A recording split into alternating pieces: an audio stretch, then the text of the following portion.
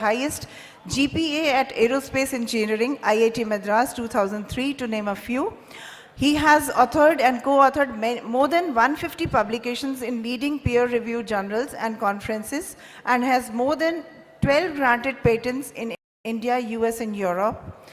Ayur AI has also received several accolades for this pioneering work in Ayurveda, including the first prize in the Ayush Startup Grand Challenge. His goal is to create global deep tech companies in integrative medicine and diagnostics. Welcome, Dr. Bala Pesela, and I invite him to come on the stage and deliver his talk, the first opening talk of the day. Welcome, sir.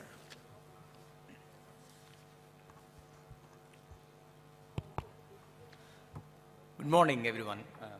Thanks, madam, for the kind introduction. Respected Kotecha sir, who has been a great inspiration for an engineer to transform into the field of Ayurveda, and all the dignitaries here. It's my great pleasure to be here today. I am not an expert in Ayurveda. I'm, in fact, a student in Ayurveda, and I look forward to learning from all of you. So today, the world is changing. Any science is dynamic, so with Ayurveda. And the beauty of Ayurveda is, over the centuries, Ayurveda has assimilated a lot of concepts and new age technologies. So as you know, today we are at the cusp of digital age. All of us carry one or more few digital devices. And the potential that we see is Ayurveda can leverage all the digital advances and incorporate to make Ayurveda scale globally. So I'm going to talk about Ayurveda 3.0. It's the next generation of Ayurveda, which encompasses digital markers and the emerging multi-omic markers for personalized and preventive health. So what is Ayurveda 3.0? So as you know, traditionally Ayurveda has been practiced for centuries with particular frameworks. That's Ayurveda 2.0 is where Ayurveda doctors started leveraging the blood markers. In fact, a lot of Ayurveda doctors look at the blood reports, can interpret them, and improve their diagnosis and recommendations. So what will happen in future is Ayurveda 3.0. So it's a convergence of all Ayurveda with the new age technologies, in particular the digital markers that we all get from digital devices, the multi-omic markers, and once we have this complex information, we will have an AI that needs to assimilate all this information and deliver personalized and preventive wellness. So, whenever I give a talk, the question that happens is that comes up with is, what is the secret to living longer? So this is a person from France documented. There could be rishis in olden ages who have lived longer, but the longest lived person documented is lived for 122 years. So what is the secret? So people may think that good genes is the secret to longevity. In fact, genes only contribute 15%. The rest, what we call, is epigenetics. It's beyond the genes. And that's where the biggest potential of Ayurveda lies, because these are alterable. These are alterable through highly personalized approaches that Ayurveda has described in the text. It's about dinacharya, ritucharya, panchakarma, all these procedures. So if you follow the Ayurveda principles, there is no doubt that we can improve healthy longevity. So the integrative approach has the biggest potential. In fact, the studies done in US show that if you can keep people healthy for 1 year, just one single year, we can save $38 trillion in healthcare costs. And the idea behind this is we take all modern markers, digital markers, multi-omic markers, but leverage the beauty of Ayurveda, which is a 2,000-plus-year-old system, and when layer these two markers, you can have holistic medicine. So as I mentioned earlier, the beauty of Ayurveda is understanding health very well. In modern science, typically absence of disease is understood as health, but Ayurveda describes among healthy individuals, there are different phenotypes we call Prakriti, and you can have a personalized diagnostics to ensure that they remain in their Prakriti state. Once you identify the imbalances, then you can bring them back to their Prakriti using a combination of diet, herbal products, yoga, meditation, etc. So AI can play a significant role in both the diagnostics part and the recommendation part. So when we talk about diagnostics, I consider any Ayurveda doctor or even a modern doctor as an extremely good statistician. So they're in fact AI engineers for centuries. Because if you look at what makes a good diagnostician, basically you have to understand the root causes of the diseases and give personalized interventions. So I've layered all the Ayurveda terms on top of what is known as a good doctor, statistician in modern science. The challenge with any practice, doctor's practice, is the doctors need to see a lot of clinical patients to make good decisions. There could be bias, there could be limited time, etc., etc. And this is where AI can play a very significant role, because machine and deep learning algorithms can be trained to have minimal bias. And you will not only do that, we can also give suggestive recommendations. So I consider AI as not a replacement to the doctor, it's augmented intelligence. How we can make every doctor the best doctor. So as all of you know, most of the studies, right, that we have done identifying Prakriti, etc., are done on extreme Prakriti phenotypes. There is always a challenge once you have to assess the Prakriti of an individual in real setting, because most of us are mixed Prakriti. So when we looked at the, this is the problem that we looked at the center funded by Ministry of Ayush at IIT Jodhpur. We called 7 Ayurveda doctors and asked them, that is Professor Brahmachari, former Director General of CSIR, who was our advisor. We asked the doctors, you please assess Prakriti of sir. You can ask any questions. Undoubtedly, 7 doctors came up with 7 slightly different answers. Right? So if Prakriti is so basic in Ayurveda, and we have to reach a consensus in terms of what is the Prakriti, then we need to have better standardization and frameworks and structures. And Ministry of Ayush has done an excellent initiative about Prakriti Parikshan using a standardized questionnaire and machine learning. I think this is an extremely good step in the right direction. So the way we look at Prakriti is, typically it is looked at as a classification problem. How do you classify an individual into 7 different Prakritis? But for this, you require a lot of training. So what we look at is, we look at reformulating the Prakriti estimation as a regression problem. So then you only have 3 variables. You just have to predict Vata, Pitta, Kapha percentages. So essentially you have reduced your data set significantly. And in mixed Prakriti determination, you can leverage the machine learning and deep learning techniques. So in fact, there is a study that we have done at SRM University, which looked at 500 patients, and we have used this regression-based analysis to understand what is the Prakriti. Not only that, we can also explain what are the features that contribute to the Prakriti. So if you are interested more in understanding estimation of Prakriti using machine learning and how do we explain what are the features, you can look at my colleague Dr. Pratibhan's talk, which is coming up in the conference, how machine learning techniques can be used to determine Prakriti accurately. So next point is, how do we determine the Vikriti? So we have, I think a lot of you are familiar with these digital devices. And the way I look at it is, both Ayurveda parameters and the markers that you get from these digital devices, they're in fact same representations of your physiological state. So you can actually go back and map each of these parameters with Ayurveda parameters. High temperature could be Pitta. Low heart rate could be Vata. Right? High respiration rate, BP, etc. could be Vata. So the important thing is, right, the physiology is the same, and Ayurveda describes this physiology in certain language and modern science in a slightly different language. The biggest challenge is when we look at any of the digital markers, the static markers don't provide enough complex nature.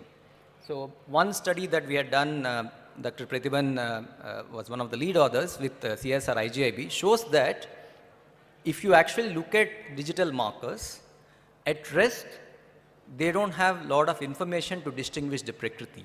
But when you actually perturb the physiological state, in this case, an orthostatic stress, we asked the patients to tilt, is the dynamic responses that has more information on the Prakriti. For example, we showed that even though static markers don't differ, when you actually tilt a patient because of the orthostatic stress, the dynamic markers, the change in the heart rate and the heart rate variability, that has much more information and correlation with the Prakriti. So my point is, we are in the age of digital devices. You have so many markers and we can measure them real time. So you can look at heart rate variability, respiration rate, ECG, all these markers in an Ayurveda perspective, and see how these markers change and correlate with the Ayurveda parameters, Vata, Pitta, Kapha, etc. So moving beyond, right, it's not just the static markers. There's a lot of dynamic markers. Once we get these digital waveforms, you can in fact create new markers. So just to give you an example, if you look at the pulse diagnosis that is done for age-old centuries is actually deriving new digital biomarkers from the pulse waveforms. In fact, in the modern science, we hardly touch the pulse. We just look at the heart rate and heart rate variability at max. But the pulse has so much complex information. And as you know, the basic understanding of pulse diagnosis is, since cardiovascular system is a closed loop system, every point in the pulse has information about everything else. And when we do the full system modeling, we can potentially understand and explain the pulse diagnosis, the reasoning. So AI, in the meantime, AI can be used to map the pulse changes and correlate with the digital markers. So let me show you a quick example, right? So all of us have smartphones, and we can actually collect the blood pulse from the smartphones. And if you leverage the deep convolution network, sort of the algorithms that you typically use in your phones for detecting the face, etc., you can in fact estimate the Vikriti with the percentages. Right? So we have done this, the next paper is coming out, how we can leverage the deep convolution networks to estimate the Vikriti, but the important thing is the correlation between the modern markers and Ayurveda markers. There's a quick video that can be played to show you how just a fingertip pulse has so much complex information, and that complex information can be extracted from the new age digital markers and AI and correlate with Ayurveda parameters, whether it is Bala, Vega, Gati, so we call it heart rate variability, etc. Right? So you can see that just from your finger pulse, right, and the blood pulsations, you can extract these waveforms. And according to me, an Ayurveda doctor is a highly trained statistician to look at that small changes in the pulse that happens. And that's why you need a lot of training. And with the AI and machine learning, these changes can be understood. But I want to warn you, pulse by itself cannot tell everything, because there are a lot of confounding factors, whether it is adiposity, age, gender, short-term influence, etc. Okay? So I've been given to sum up in the next 2 minutes. So that's why you need to leverage all other parameters, whether it's symptoms, Ashtaveda Pariksha, Dashaveda Pariksha, and these have to be combined with the pulse to extract the right information. Just couple of, I'll just take 2 minutes. So there is a lot of blood markers that we get, right? And you can actually correlate the blood marker changes with the Ayurveda parameters. What blood markers increase or decrease when Vata increases. Same thing, what microbiome changes when you have Vata or Pitta increase or decrease. Right? There are a lot of science that needs to be discovered, and you can link the modern gut microbiome markers with the Ayurveda markers. So this I will skip. I just want to tell that Ayurveda emphasizes a lot on preventive health. So we are also looking at how to diagnose things at an early stage and have a comprehensive platform. This is a paper that will be presented as a part of this conference. The recent Lancet study shows that there are 130 million people in India with pre-diabetes, and there is no way to screen them unless you do a blood test, because you don't have a lot of symptoms. Okay? So this is the work that we have done with Dr. Supriya, which shows that this paper will be presented as a part of this conference, which shows that if you actually combine Ayurveda markers with the digital markers, you can find novel pre-diabetic clusters and each of this cluster has Vata, Pitta, dominance, etc. And you can also predict the pre-diabetes without a blood test. Right? So these initial results, that a lot more work needs to be done. I will end my talk with the last development. In fact, I remember walking into Secretary Sir's office 3 years back, and he said that why can't we have digital devices, like a digital kiosk, which can give a first level of estimation of both Ayurveda, Prakriti and Vikriti. So we started looking into this problem, and I'm happy to say that we started integrating a lot of the digital devices with the kiosk, and our first deployment happened with the support of IEEE USA in Biloda village, Gujarat. So there is a quick video to show how this kiosk is actually helping screening of people in the village so that their early disorders can be understood. Can you please play the video? And they can also talk to an Ayurveda doctor, because as you know, a lot of primary health care, we don't have good access to doctors. So here, the idea is that once you integrate Ayurveda framework into the kiosk, the patients will be able to get a lot of digital parameters. So this is integrating both Ayurveda and digital markers into the kiosk. And you can integrate the blood pressure, you can integrate the ECG. We have also integrated something called a body composition analysis, because that can give you a very good indication of how your fat is distributed all over the body, and if you have a lot of visceral fat, that can potentially contribute to diabetes. So these are the frameworks that we are developing to ensure that even people at the last mile can have access to good Ayurveda doctor, and the Ayurveda doctor can also look at the digital markers collected from all these devices. They can do the Prakriti assessment, Vikriti assessment, and they should be able to understand their health much better and do interventions. Yeah, next. So I'll just end my talk. To say that such digital devices has huge potential in revolutionizing healthcare.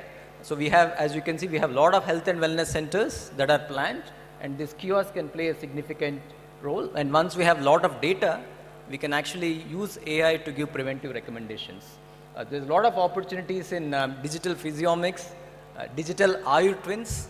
So you can have a digital replica of yourself, including all the Ayurveda markers, and also linking Ayurveda markers with the chronobiology as described in Ayurveda. And I will end this talk to say that the future looks bright and the future looks integrated, and I'm happy to interact with you more to learn how we can best integrate Ayurveda and modern markers to scale Ayurveda globally. Thank you.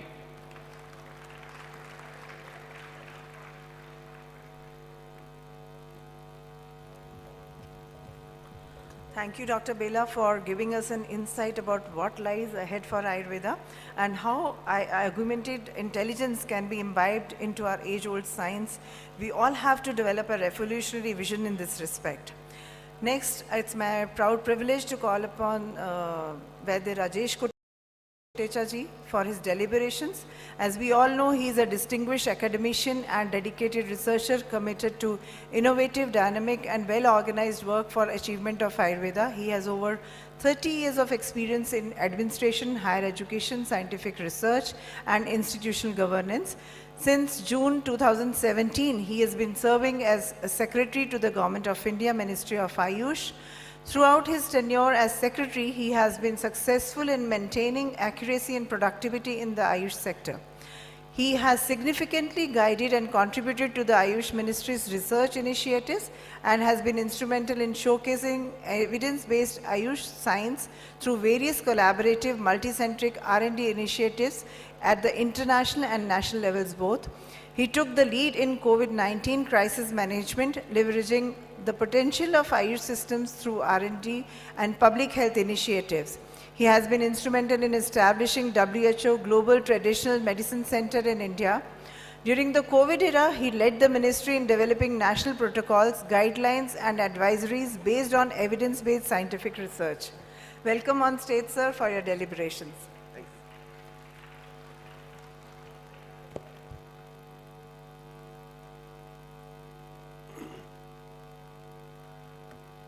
My namaskar to all of you, respected Sri C. Kumar ji, Dr. Shikumar ji, the National Organizing Secretary of Vigyan Bharati, Acharya Balkrishna ji, all the dignitaries came from across the globe, dear students, my colleagues, faculties who arrived in this holy city of Dehradun for the Mahakumbh of Ayurveda, the World Ayurveda Conference.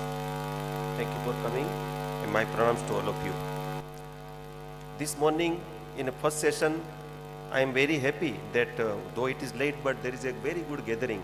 Even in first session, I am aware that there is a lot of delays of the flights and arriving, and then, you know, almost 50% of us do not have an idea about the cold in Dehradun, so all those problems. But still, you know, we have very good gathering, so thanks for that.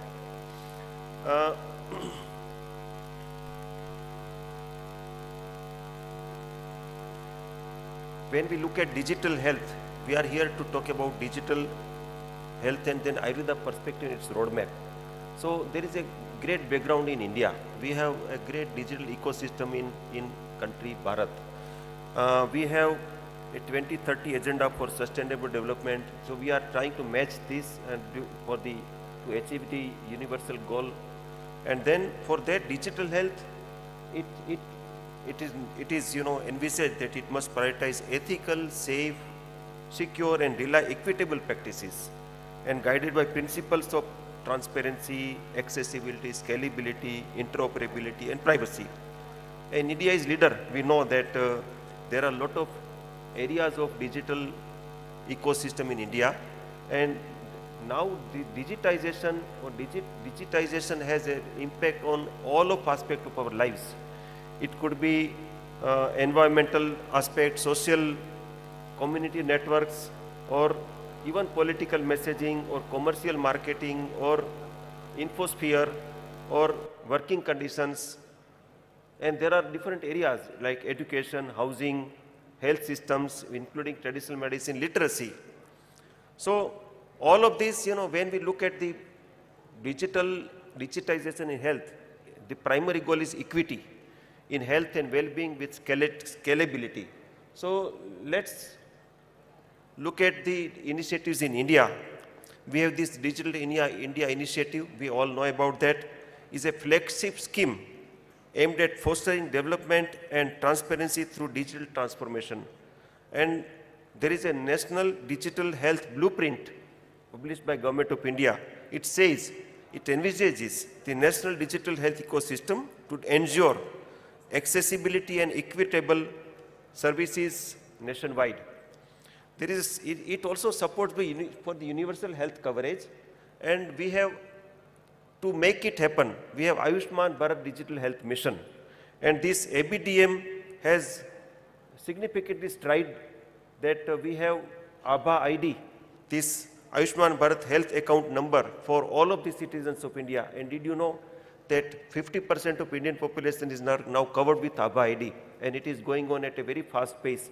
In Uttar Pradesh, 2/3 of the population is covered by ABHA ID. And there are a lot of, you know, this, when we look at the ABDM ecosystem, it covers all. It is a 360-degree ecosystem where central government, state government, the hospitals, public health facilities, insurance companies, TPAs, health tech companies like Bala Pesalas, or doctors, practitioners, traditional medicine practitioners, NGOs, all of their regulators, all of them are you know, having this incorporated digital health ecosystem in India. And this is something, we call it Vasudhaiva Kutumbakam approach, citizen-centric paradigm shift in healthcare delivery. It has all which I mentioned. You can see in chart that everything is included, including self-care modalities, including informal care and community care by public health delivery system and private sector. So everything is included where citizen is in center, and it has a health promotion, diagnosis, therapy, rehabilitation, and long-term care. Now, when we look at the digitization in traditional medicine, National Health Policy in India 2017, it envisages the integral role of technology, e-health, m-health, cloud, IoT, wearables, etc. in healthcare delivery by advocating the visualizing digital health technology ecosystem, and digital tools will be used for generation and sharing of information about Ayush services and Ayush practitioners for traditional community level healthcare providers and for household level preventive, promotive and curative practices. So this is a mandate by the policy document of the Government of India. And then Ayush Ministry has visualized the Ayush Grid.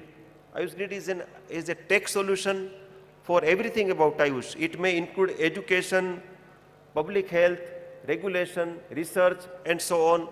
All of the aspects you can see that all of the aspect is covered in Ayush Grid, and it's also empowerment, education, empowerment, consent, federated architecture, data governance, everything is visualized in under this Ayush Grid principle. And this architecture is very interesting. This is being done now with BISAG N. You know that institute is a Government of India institute under Ministry of Information Technology, Government of India at Gandhinagar, Gujarat. And this very institute has developed PM Gati Shakti program also. And now this institute is developing Ayush Grid architecture. Lot of things has already happened. There are different 3 layers. One is the citizen access layer. Citizen access is Ayush mobile applications, My Ayush portal, Ayush call centers, and it's the top. There is a state layer, there is a national layer, and there is a core layer. So core layer, you can see that core registries, morbidity codes, core directories, drug codes, architecture repository, other master codes, etc. are there. And actually this architecture, we have almost completed 50% of the development of this Ayush Grid architecture, and it has a potential of, having transformation in the area of Ayush with the scalability of the digital service in the Ayurveda and other traditional medicines in India. This ecosystem, there are some use cases what has been done already. For example, this Namaste portal is developed by Government of India, and this integrates. You can see there are 2 color codes. The red code is proposed, it is being done, and blue is already done. So we have WHO ICD-11 traditional medicine module. It is published by WHO with the support of Government of India. We have standard terminology of Ayurveda, Siddha, Unani, published by WHO. We have Bureau of Indian Standards, which these standards will be escalated to ISO in near future, and this is also being done, already done. We have Clinical Trial Registry of India, where all the clinical researches are documented there, and then also ontology framework for Ayush medical systems. So this Ayush Namaste portal is hosting all of this, and has a potential of having a master application for all of the things about Ayush. And then we have also Ayush Hospital Management Information System, which is an EHR solution which is implemented across the Government of India hospitals and facilities as a pilot. And for pilot, we did 50 million patients pilot, so it is now standardized. The AHMIS, I was just mentioning about AHMIS, and you can see that it has potential of providing electronic health record at the primary level, secondary level, having referral gatekeeping facility, tertiary care, convergence with health insurance, PMJY, healthcare facilities, CHCs. So this red code is still being done, but rest of the things is done, and it has all the scalability, and this solution is also in sandbox. So let me explain about sandbox, that the API sharing is possible. So if some entrepreneurs, some startups want to develop some EHR, the HMIS is having, they can talk to each other, having interoperability, and that is the unique thing, and it is also ABDM compliant. So all of the soft solutions of Ayushman Bharat Digital Mission, they have interoperability with this AHMIS. Another example is PM Gati Shakti Master Plan. So you know that this is a global information, this is a model connectivity platform where all the infrastructure is mapped into this PM Gati Shakti Master Plan. So what Ayush did, that we have global information system for Ayush, we have at least 7 layers there, and under these 7 layers we have mapped all the government facilities of central government and state governments under PM Gati Shakti, and also there is a realization of P5, that is a personalized, preventive, predictive, participatory and promotive healthcare. So, and this is through HMIS or teleconsultation services and Prakriti analysis like Bala Pesalaji mentioned. And then AIM Yoga application we have developed for WHO, and this WHO application is actually developed by India, Morarji Desai National Institute of Yoga, and it is available to all member states of WHO. It is a contribution of India to the rest of the world. Then we have this Gati Shakti I was mentioning, and I will not detail it, but then there is an asset mapping, and we have a pilot study already done in the states of Mizoram, Karnataka, Andaman, Nicobar, Telangana, Lakshadweep and Puducherry. The P5 medicine, how to realize?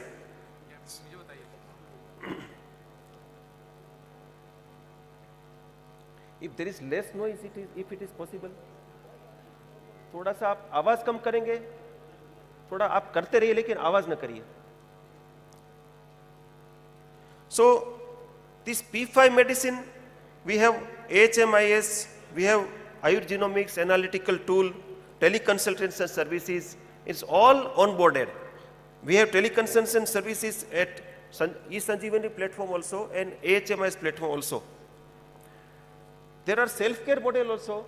This Vibrek application, I will urge you to look at your mobile, and then you can see on Google platform or iOS platform, there is an application of Vibrek. This Vibrek application is the new age workforce, white collar jobs where we sit all day and keep our eyes on computer, and this endless. So this Vibrek application is available for 6 minutes of short yoga meditation pranayam, and it is very popular. Just to mention that Government of India has a iGot platform. 1 million government employees have signed up for this. It's most popular course available for the government employees, which is Vibrek. And our Morarji Desai Institute is felicitated for this achievement. The another is AIM Yoga app I just mentioned about that we did for the WHO. In education sector, we have online platform for counseling which is error-free. It brought lot of accountability and transparency. We have e-books, Ayusoft software we have taken over from CDEC, and now we have developed it further.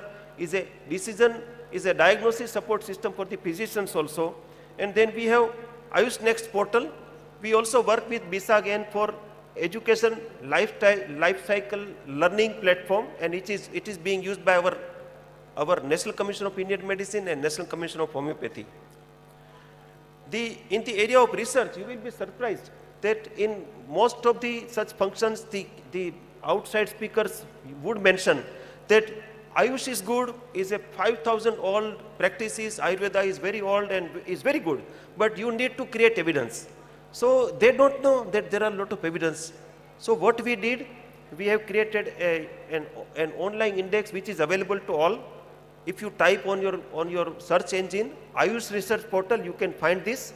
And this research portal is having 43,000 plus peer-reviewed journals indexing, 43,000 plus peer-review or index journal publications. And you can search it, you can download the full paper, you can download the abstract, you can validate, and you can see a lot of things. So there are a lot of evidences. We made it a digital initiative to scale up and to have a better information to the public. Then also drug discovery, architecture, evidence-based medicine in this area, lot COVID-19, that we have Ayush 64 and Kabasura Kudinir, which was repurposed for COVID management in India.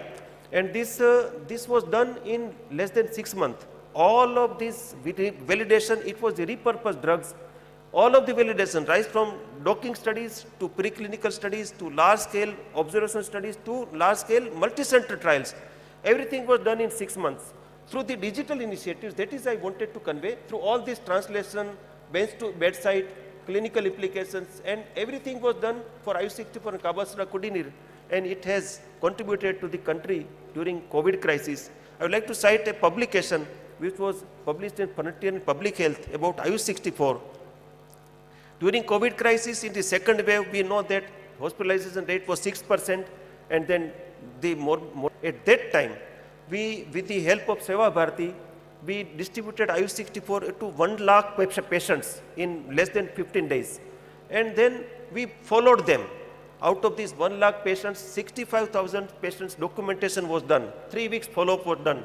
And then we have analyzed and we found that out of these 65,000 patients, nobody died. And out of these 65,000 patients, only less than 300 got hospitalized, which is less than 0.5%, when there was incidence of 6%. And there was 3% mortality, and in these 65,000 patients, everybody improved. Nobody died. So, and it is published also. So this is kind of, how we can scale up through digital initiatives. It's a very good example. Then we have governance and capacity building area. It's like transparency by Ayush NGO portal, in which all the schemes of Government of India is done paperless and faceless. Then there is also another thing is about Ayush Information Hub. It is already mentioned. There is an archival system, NGO portal, e-office implementation. When in 2017 I have taken over as a secretary, the e-office implementation less than 4%. Now it is 98%. So that kind of scalability is also there. Then as TKDL is also another example. With the help of CSR, we developed this traditional medicine digital library. We are aware that more than 10 lakh such documentation of traditional recipes and traditional practices was recorded there. And then it was able to prevent the patenting of public knowledge of Indian traditional system. I have only 2 minutes more. The drug licensing and standardization. We have developed this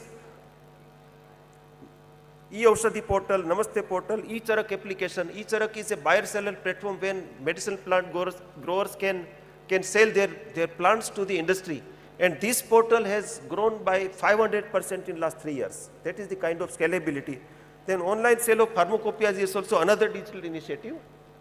Then media outreach, we have in media Ayush campaign portal, we have showcasing of Ayush heritage by Sahi portal, showcasing of historical imprints, and also Amar portal is a manuscripts of advanced. Lastly, I am happy to share that we have participated in health, and we were able to, India was able to successfully able to get a separate vertical of AI in traditional medicine. And we are leading this AI in traditional medicine, and it is also having, there are platforms, is a area, sensor development, open source network, Bala Pesalaji is helping in these areas. And it is one step, it's a big step for creating evidence-based Ayurveda with precision, and that is one of the very interesting outcome. I would like to also mention about Desh Ka Prakriti Parikshan Abhiyan. Our Honorable Minister Sri Pratarap Rao Jadhav ji has envisaged this program, and there is a lot of potential. It is already going on. More than 26 lakh Prakriti Parikshan has happened already. And it will end on 26th of this month, and by that 1 crore Prakriti Pariksha will happen. It is all digitally done. So there is an application, there is a QR code, and it is very highly standardized. So what we are visualizing through this database of Prakriti of Indian population, we are envisaging that we will collaborate with Institute of Genomics and Integrative Biology to have some total DNA analysis of some of the sample size, so that we can correlate very effectively that there is a genetic predisposition or there is a connection of human genome with Prakriti. So there are a lot of such things are happening. Lastly, what I said, there is a conclusion that we have tech-enabled solutions now through Ayush Grid. It revolutionizes the healthcare with innovations that enhance effectiveness, safety, and affordability. We have also balanced approach which leverages technology for adoption, accessibility, acceptance, scalability, and innovation while preserving the fundamentals of traditional medicine, including Ayurveda, and empowering practitioners, advancing training, quality analysis, and integrating technology and IT as core components in Ayurveda education. My namaskar to all of you. Thank you.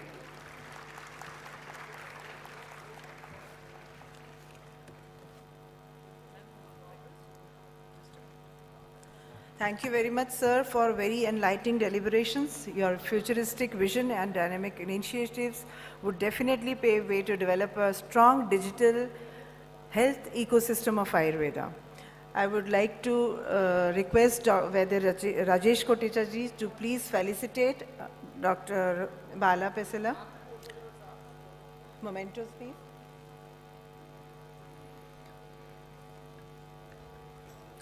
I would also like to call upon Chairman Scientific Committee 10th World Ayurveda Congress, Vaidya Arup Thakurji, to please come on stage.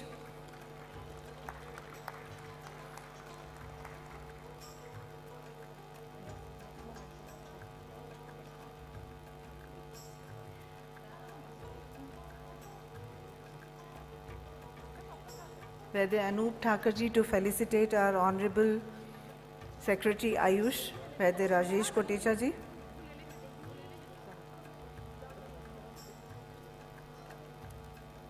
A big round of applause, please. I think everybody has had breakfast. You should show that you've had one. Thank you, sir. Thank you, everyone. Please stay on for the inaugural session, and we apologize because we had to make certain arrangements. The slide might not be visualized completely. Sorry for that. Thank you very much. I sign off.